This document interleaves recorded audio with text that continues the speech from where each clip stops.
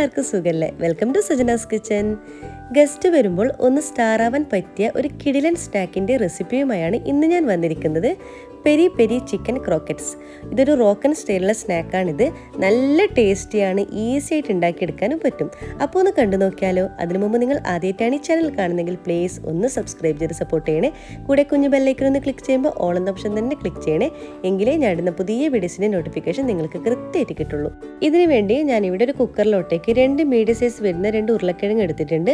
ഇതിലോട്ടേക്ക് വെള്ളവും കുറച്ച് ഉപ്പും ഇട്ടിട്ട് നന്നായിട്ടൊന്ന് വേവിച്ചെടുക്കാം.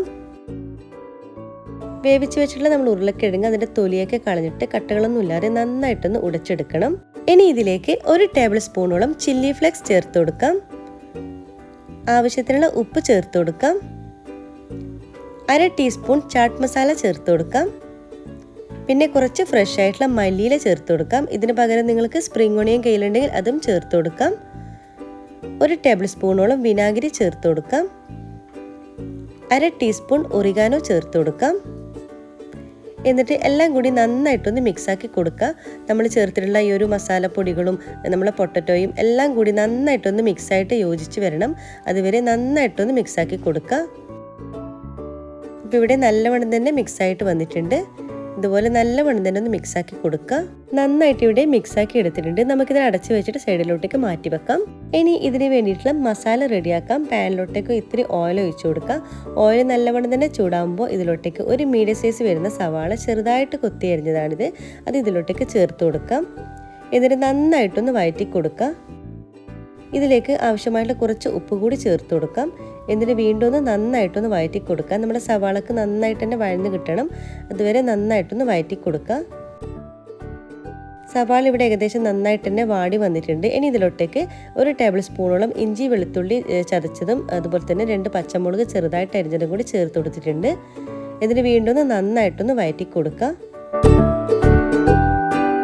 അപ്പോൾ നമ്മുടെ സവാള അവിടെ വഴന്നു വരുന്ന സമയം കൊണ്ട് നമുക്ക് ചിക്കൻ ഫ്രൈ ചെയ്ത് വേണം. ഞാനിപ്പോൾ ഓൾറെഡി ചിക്കൻ ഇവിടെ ഫ്രൈ ചെയ്ത് വെച്ചിട്ടുണ്ട്. ഇനി നമുക്കിവിടെ മിക്സിയുടെ ജാറിലിട്ട് ഒന്ന് ക്രഷ് ചെയ്തെടുക്കാം. ക്രഷ് ചെയ്തിട്ടുള്ള ചിക്കൻ നമുക്കിവിടെ മാറ്റി വെക്കാം. സവാള ഏകദേശം ലൈറ്റ് ഗോൾഡൻ കളറായി വന്നിട്ടുണ്ട്. ഇനി ഇതിലോട്ടേക്ക് നമുക്ക് 1 ടേബിൾ സ്പൂണോളം മുളക് പൊടി ചേർത്ത് കൊടുക്കാം.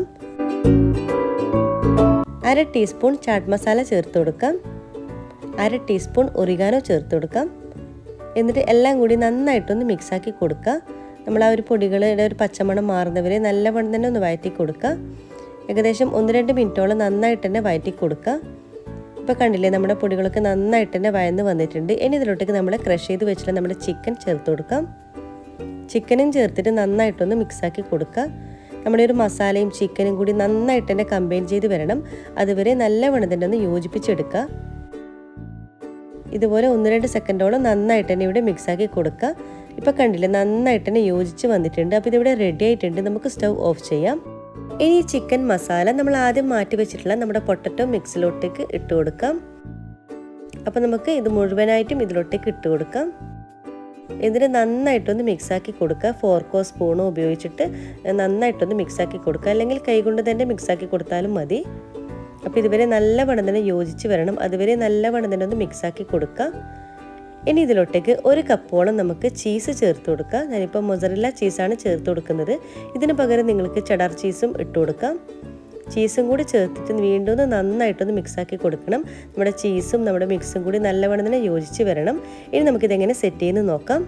പിന്നെ നമുക്ക് മുട്ട വേണം. ഞാനിപ്പോൾ 2 മുട്ട ഇവിടെ ബീറ്റ് ചെയ്തെടുത്തിട്ടുണ്ട്.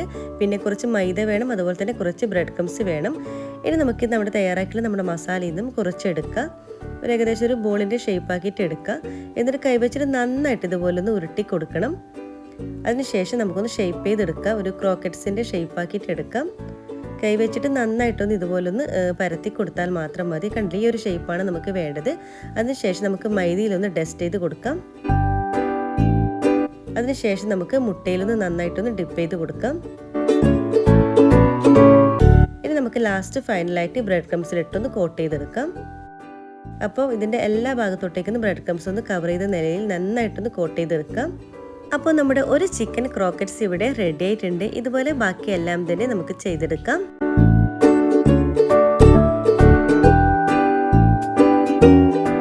അപ്പോൾ മുഴുവനും ക്രോക്കറ്റ്സിൻ്റെ ഷേപ്പാക്കി എടുത്തിട്ടുണ്ട്. ഇനി നമുക്ക് ഫ്രൈ ചെയ്യലാണ് പണി.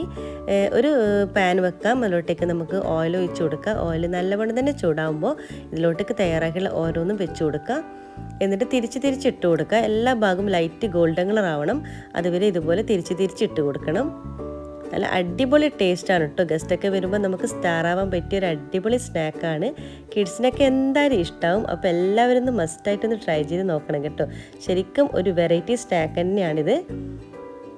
നമ്മളെപ്പോഴും ഉണ്ടാക്കുന്ന സ്നാക്കിൽ നിന്നും ശരിക്കും ഒരു വെറൈറ്റിയാണ്. അപ്പോൾ എല്ലാവരും ഒന്ന് ട്രൈ ചെയ്ത് നോക്കണേ.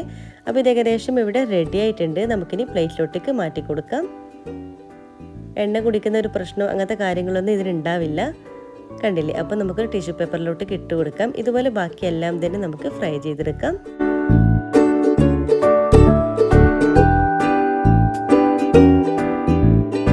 അപ്പോൾ നമ്മുടെ വെറൈറ്റി സ്നാക്കായിട്ടുള്ള പെരി പെരി ചിക്കൻ ക്രോക്കറ്റ്സ് എല്ലാം തന്നെ റെഡി ആയിട്ടുണ്ട്. കഴിക്കാനും നല്ല ടേസ്റ്റിയാണ്, അതുപോലെ കാണാനും നല്ല ഭംഗിയാണ്. ഗസ്റ്റ് വരുമ്പോഴും അല്ലെങ്കിൽ ഈവനിങ് സ്നാക്കായിട്ടൊക്കെ ഈസി ആയിട്ട് ഉണ്ടാക്കിയെടുക്കാനും പറ്റും. അപ്പോൾ എല്ലാവർക്കും ഈ ഒരു കുഞ്ഞു വീഡിയോ ഇഷ്ടമായി എന്ന് കരുതുന്നു. കൂടെ ലൈക്ക് ചെയ്യാനും ഷെയർ ചെയ്യാനും കമൻറ്റ് ചെയ്യാനും മറക്കരുത്. സബ്സ്ക്രൈബ് ചെയ്യാതെ കാണുന്നവരാണെങ്കിൽ പ്ലീസ് ദയവായി ഒന്ന് സബ്സ്ക്രൈബ് ചെയ്യണേ. ഇൻഷാ അല്ലാഹ് ഇതുപോലത്തെ വെറൈറ്റി റെസിപ്പീസുമായിട്ട് വീണ്ടും കാണാം. അതുവരേക്കും എല്ലാവർക്കും ഒരിക്കൽ കൂടി താങ്ക് യു. Bye bye.